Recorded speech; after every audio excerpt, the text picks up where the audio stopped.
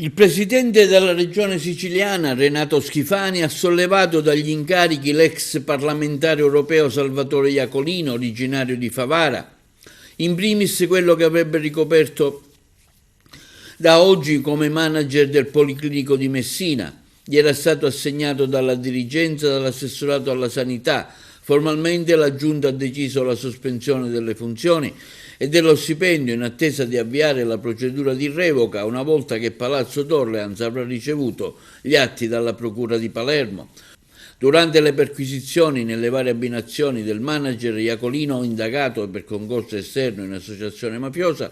e corruzione aggravata nell'ambito di un'indagine su tangenti che un dirigente regionale avrebbe intascato da un mafioso agrigentino, sono stati trovati 90.000 euro in contanti. Il nostro assistito rimane fortemente sorpreso e amareggiato dalle accuse ingiuste e infamanti che gli vengono rivolte, affermano gli avvocati di Iacolino, Di Perio e Faro. Si dichiara totalmente estraneo alle contestazioni ricevute e conferma la fiducia nei confronti della magistratura,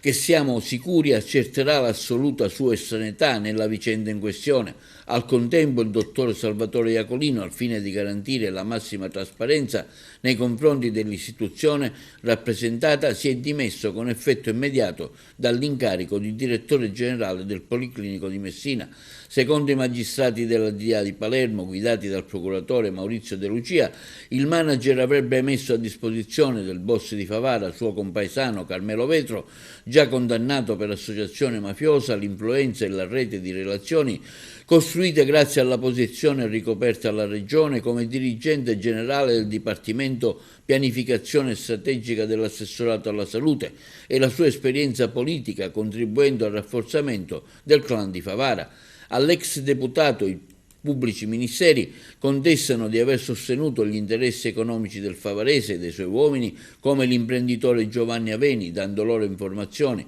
su procedure amministrative in corso o agevolando incontri con altri importanti funzionari manager come quello dell'ASP di Messina, Giuseppe Cucci, la vicepresidente della Commissione Antimafia Siciliana, Bernadette Grasso, e il capo della Protezione Civile, Salvatore Cocina. La Procura di Palermo, che ha chiesto e ottenuto l'arresto per corruzione al dirigente regionale Giancarlo Teresi e del boss di Favara Carmelo Vetro, coinvolti nell'indagine su presunte mazzette in cambio di lavori per la società del capomafia, aveva chiesto le misure cautelari anche per altri 4 indagati: Salvatore Vetro, fratello di Carmelo, Antonino Lombardo, amministratore di una società che per l'accusa sarebbe di fatto riconducibile al boss Giovanni Aveni, imprenditore, e Francesco Mangiapane. Sulle istanze della Procura il GIP deciderà dopo gli interrogatori preventivi fissati per il prossimo 20 marzo.